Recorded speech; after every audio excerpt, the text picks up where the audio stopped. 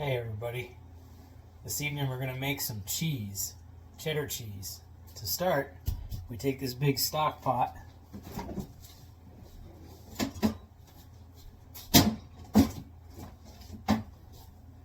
we're going to put 3 gallons of milk in it.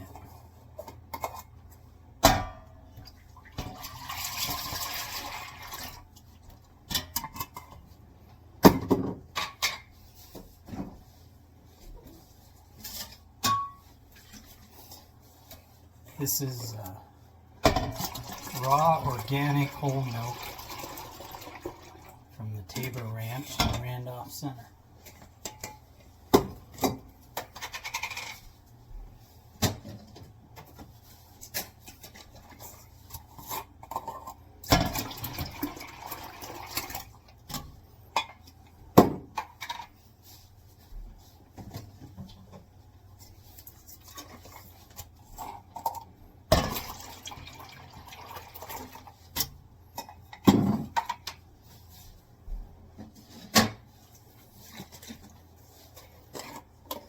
Give it a good shake because the cream is at the top. You just want to mix it up.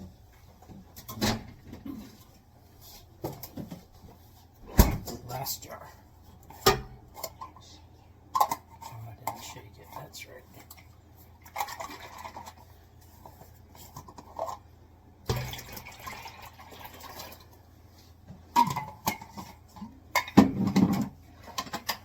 And then we just turn the range top on,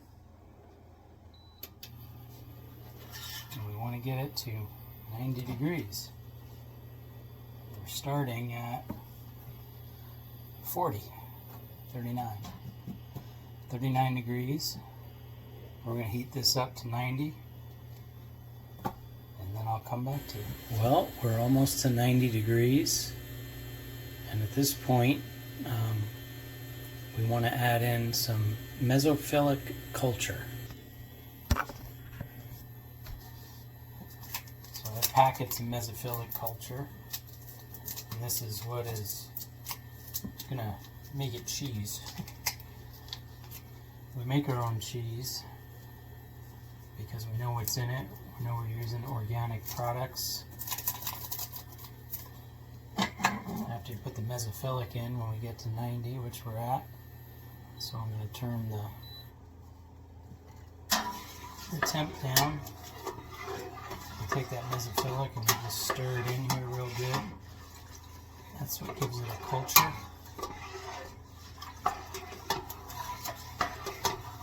That's what's going to make this milk into cheese.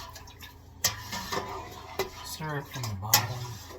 Stir it in circles. Stir it back and forth.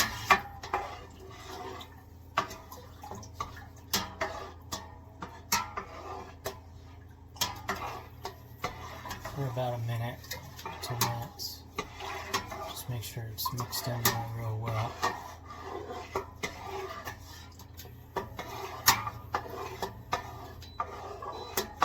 Turn the heat off all the way now. And then what we're going to do is we're just going to cover it. And we're going to let it sit for 30-40 minutes at 90 degrees.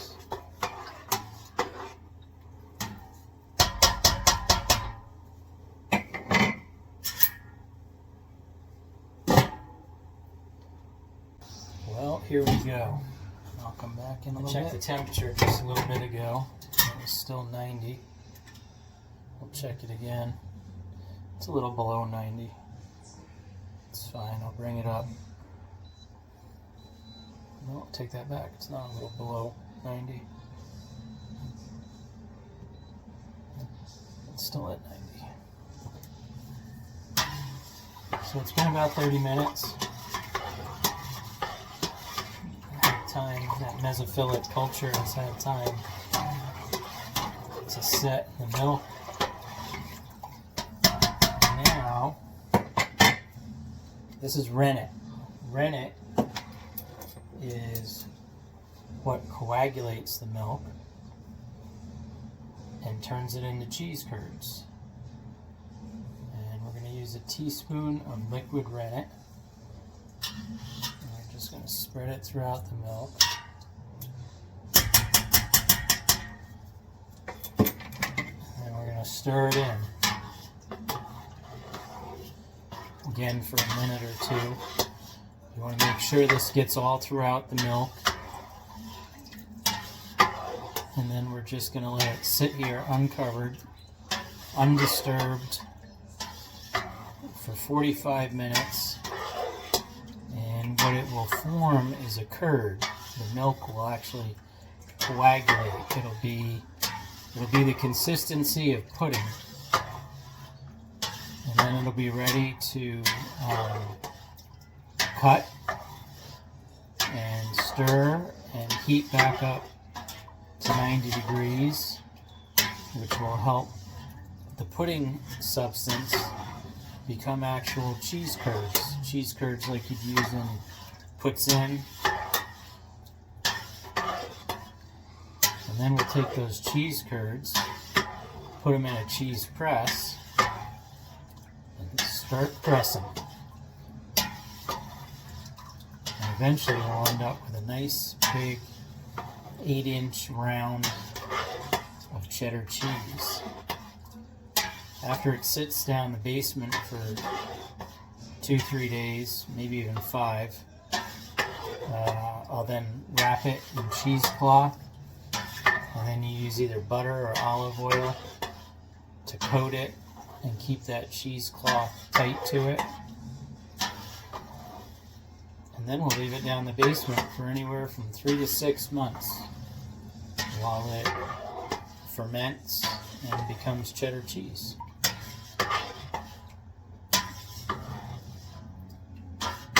But for now, I think we've stirred this rennet enough. We're going to leave this pot alone for 45 minutes and I'll see you then. So this has been sitting for, I don't know, 40 minutes or so, 40-45 minutes. And I gotta show you what this looks like. So this is what it looks like. It's not milk anymore, it's curd. And you can actually cut it.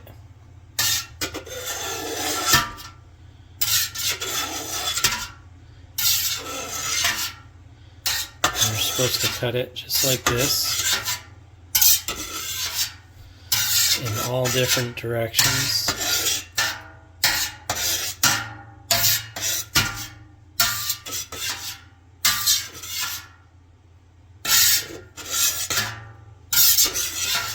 And you can see it's all curdled, and it's almost like pudding.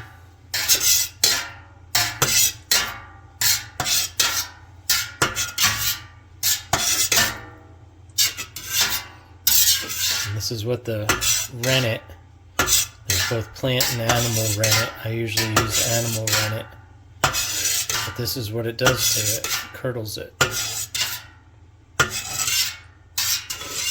And once you've sliced it up real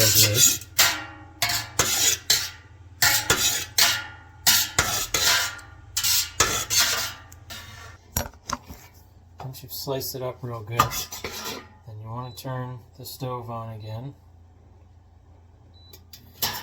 about medium heat, and we're going to get it up to 100 degrees, and we're going to stir it for 15 to 20 minutes constantly. You get your arm workout in doing this, and then you'll have nice round cheese curds. And we're going to do that right now.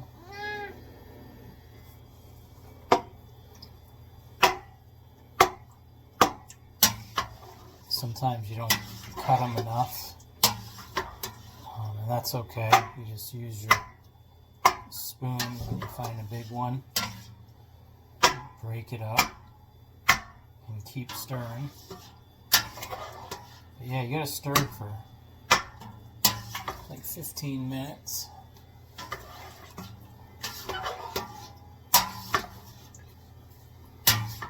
And then after that, after we stir for 15 minutes, we're going to have a bunch of nice curds, and we're going to strain the curds through cheesecloth, and then we're going to press them to start the round cheese making process in the press. And I will come back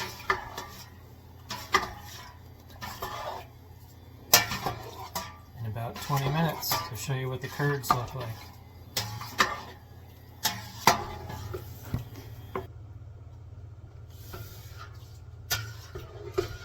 Well, it's been about 15 minutes. I moved the camera. I gotta get used to this YouTube stuff. This videotaping. I realized I was like cutting my head off on most of the video, but that's okay. I'm not the important part. The important part is making this cheese. So it's pretty well curdled. I'll show you. So what's left is all this liquid is whey, and you can use the whey to make cottage cheese, but I prefer to put it in my garden. It's full of nutrients, and the plants like the whey. Even when there's no plants in it, when I make cheese, I'll go dump it in the garden. So now we're gonna take all these curds and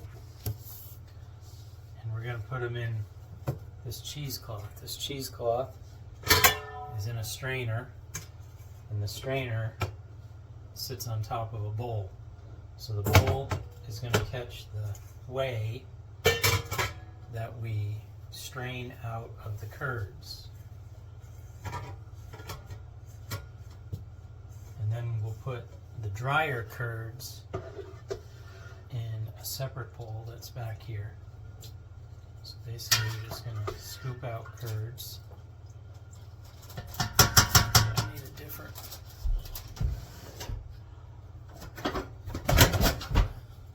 slotted spoon will work better because it'll drain some of the liquid out when I'm bringing it over.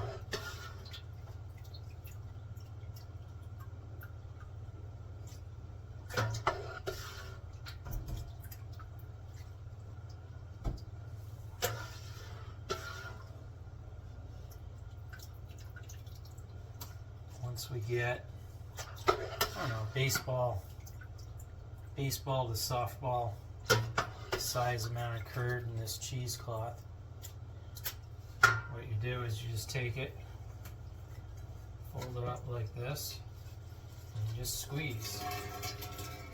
You want to squeeze as much liquid out as you can, and it can get kind of messy because the liquid tends to shoot everywhere.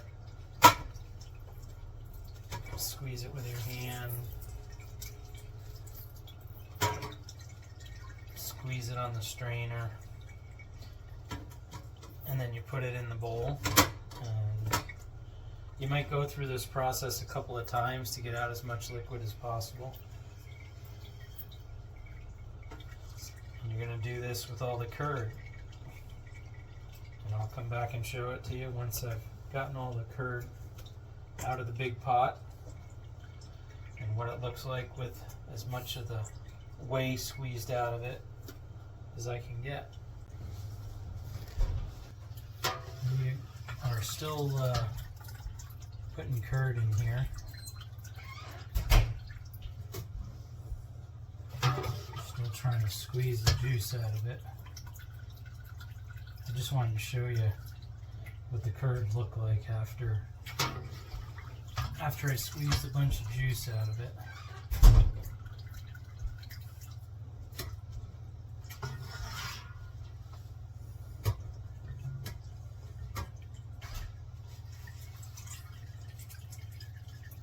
I like to squeeze up, get it in the cheesecloth and then squeeze down on the strainer.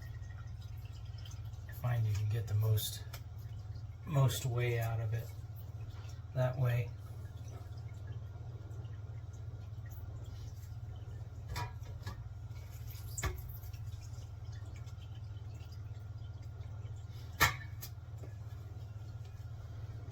minutes. Quite honestly, it looks like pizza dough.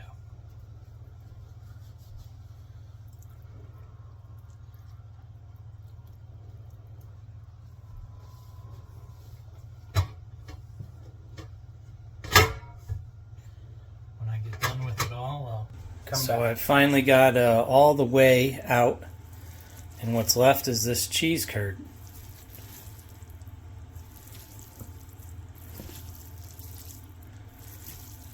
And it's just like cheese curd you'd get in a store, except we made it here at home. And that's what's left over. That's all the whey that I'll pour in the garden tomorrow morning.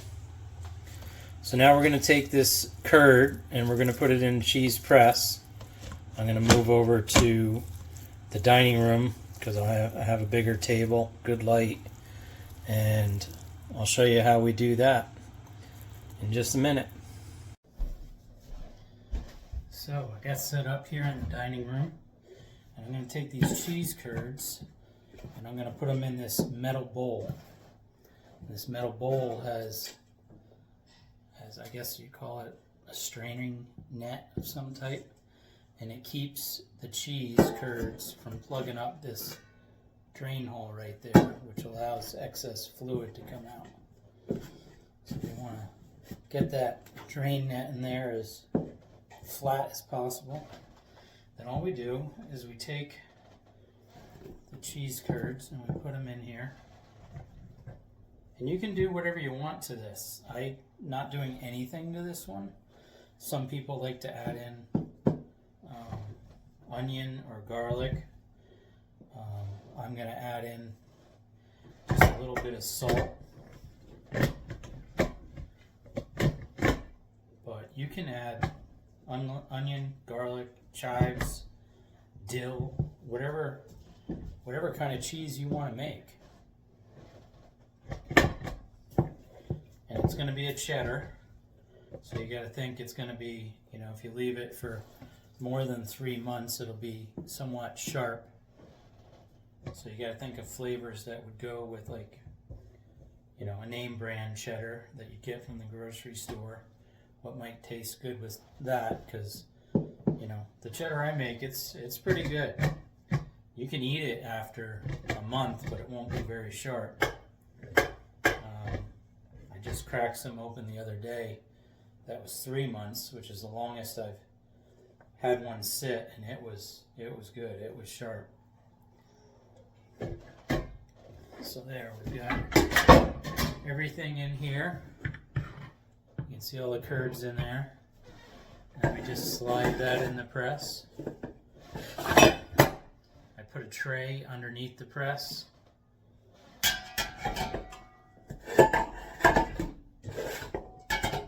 So that it'll catch whey that comes out. And then you're basically just going to put this plate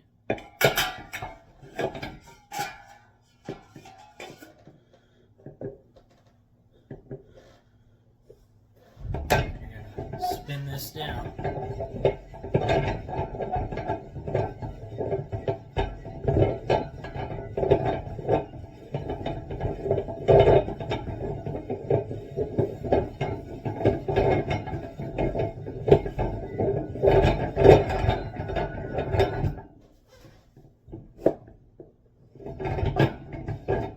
Just guide the rod down into the plate, and then you just start applying pressure.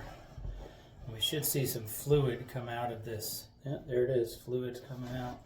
I don't know if you can see that real well, but there's fluid coming out of the drain hole, which is to be expected. We're just going to give this a couple twists.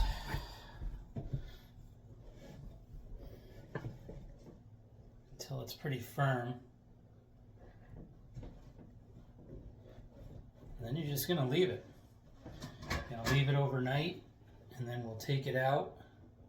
We'll take the pressed cheese curds out, and we'll flip it. We'll flip it upside down, and then we'll press it again for another 12 hours. And then at that point, as much whey can come out of it will have come out of it. and we'll put it downstairs to start the drying process for probably 5 days, and then after that we'll wrap it in cheesecloth. We'll coat it with either olive oil or butter, and then we just leave it down the basement for 3+ months. And that's how you make cheese. And it's going to drain for a while here. You probably can't see that real well, but it's dripping out of there, and it'll continue to do that for a while. That's how you make cheddar cheese. I will probably put up another video, or maybe I'll add to this one and show you the finished product here before we put it down the basement. If you have any questions or comments, just give me a shout on YouTube. Good morning, everybody. It's the next morning. We're going to take this cheese out of here and flip it. And then I do have one that's been down the basement for a few months. I'll show you that, what it looks like. And don't be shocked, because we're all spoiled and a little bit diluted from what we get out of the store, but cheese does grow mold on it, on the outside, while it's aging. It does for all store-bought cheese too, you just never get to see it. So take the press out.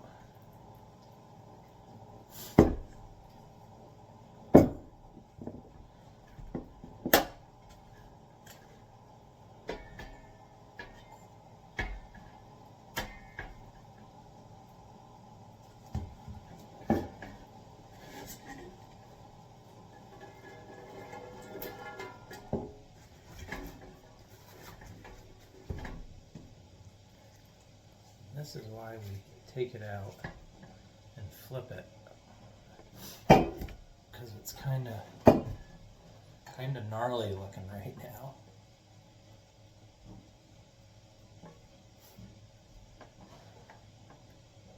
That's what it looks like. So we want to flip it around because this has all kinds of edges on it, and we just want to lay it back in here.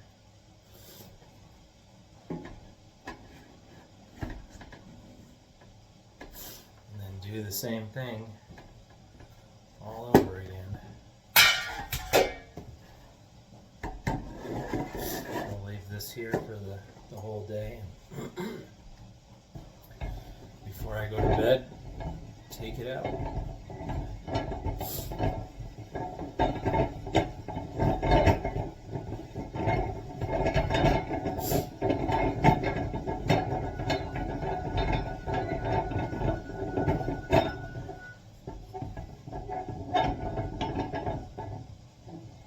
This one was 3 gallons of milk. The next one I make, I'll use 4 gallons. Here we go. We're going to start pushing it, squeezing it. There comes some more fluid, some more whey out of the spout. Every time I give it a turn, it's squeezing some out of it.